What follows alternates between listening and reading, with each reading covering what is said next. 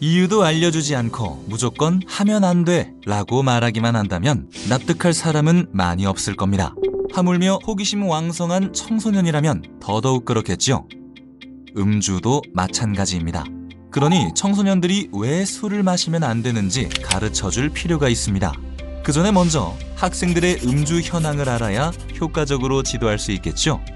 청소년 중 음주를 경험한 학생은 48.2%로 절반에 가까운 학생들이 음주를 경험했습니다.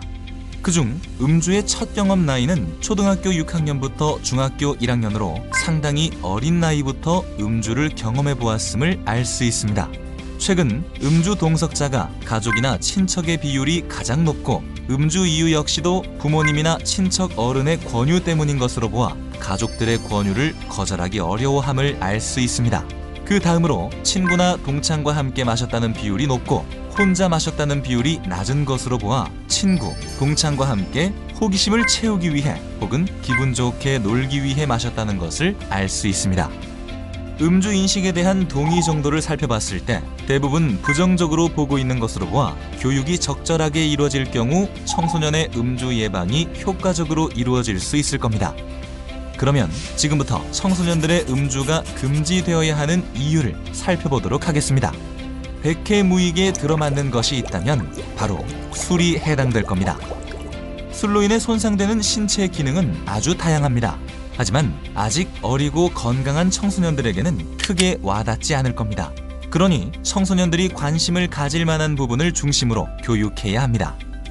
외모에 관심이 많은 청소년들이니 피부와 체중에 대한 정보를 관심 있게 볼 테고 한창 공부해야 할 시기이니 학습과 관련된 뇌 기능도 관심을 가질 겁니다. 성에 대한 호기심이 많을 시기이기도 하니 성기능에 끼치는 악영향도 관심을 갖고 볼 것이니 선생님들은 이런 부분에 맞춰 교육을 진행해주세요. 청소년의 주류 구매는 위법임을 인지시키는 것 또한 중요합니다. 외국과의 법령 비교로 전 세계적으로 청소년의 음주는 금지되어 있음을 인지시켜주는 것 역시 필요합니다. 특히 최근에는 주류 배달이 허가되면서 이를 청소년들이 악용하는 사례도 늘어나고 있으니 선생님들께서 주의시켜 주셔야 합니다. 최근 주류 마케팅은 젊은 층을 겨냥해 술에 대한 긍정적 이미지로 인식시키고 있습니다.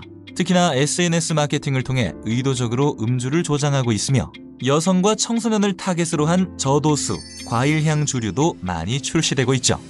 음주 경험이 있는 청소년 중에서도 실제로 70%에 가까운 청소년들이 경험한 것으로 보아 주류 회사에서 의도한 대로 청소년들에게 술에 대한 접근성을 낮췄음을 알 수 있습니다.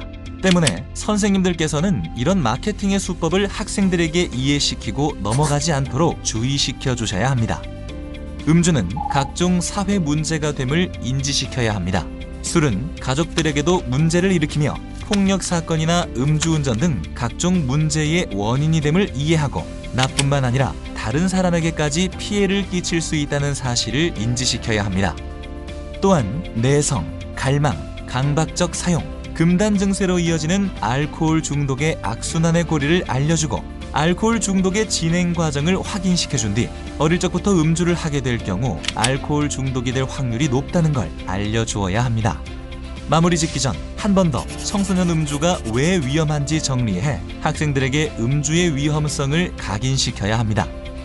청소년은 아직 성장 중이기 때문에 적은 양의 술도 성인에게 해롭고 비행 행동의 관문이 되기도 하며 성인기 알코올 중독의 원인이 될 수 있으며 학교 생활 부적응의 원인이 되기도 합니다. 또한 가족과의 갈등을 일으킬 수 있으며 대인관계 문제를 야기할 수 있고 술 외에도 담배와 같은 다른 유해 약물에 접근하기가 쉬워짐을 알려주셔야 합니다. 지금까지 청소년들이 음주를 하지 말아야 하는 이유를 살펴봤으니 이제부터는 어떻게 해야 금주를 실천할 수 있는지 방법을 알아볼 차례입니다. 우선 청소년들에게 실제로 어느 정도 술을 마셔야 위험한지 인식시킬 필요가 있습니다. 저위험 음주량 정보를 제시해 건강한 성인의 경우에도 남성은 4잔, 여성과 노인은 2잔을 초과하면 위험하며 성장기 청소년에게는 더 적은 양의 술도 위험하다는 걸 알려주세요. 그리고 음주에 대한 인식과 태도 변화를 이끌어내기 위해 다음과 같은 4가지 사항을 각인시켜주세요. 첫째, 청소년이 술을 마시는 것은 적절하지 않은 행동이다.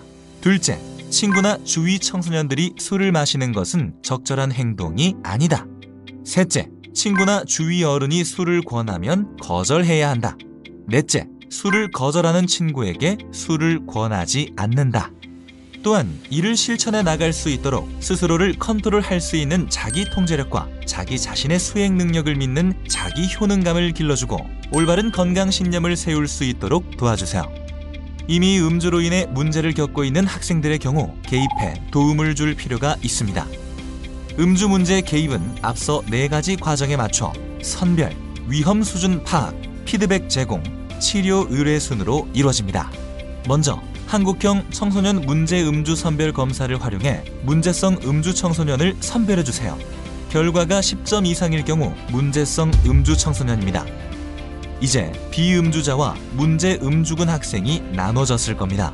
비음주자 학생의 경우 피드백과 부가 정보를 제공하고 음주 폐해 예방 교육과 건강 관련 조언을 건네는 선에서 마무리하면 되지만 문제 음주군 학생의 경우 문제에 단기 개입을 한 후 중독 관리 통합지원센터의 연계 권유까지 이루어져야 합니다. 지금까지 청소년 금주 교육 방법에 대해 살펴보았습니다. 선생님들께서는 제시해드린 지도 방안에 따라 학생들이 음주를 예방할 수 있도록 이끌어주시고 음주 문제를 겪은 학생들에게 도움을 주시길 부탁드립니다. 지금까지 시청해주셔서 감사합니다. 보건복지부와 한국건강증진개발원이 함께합니다.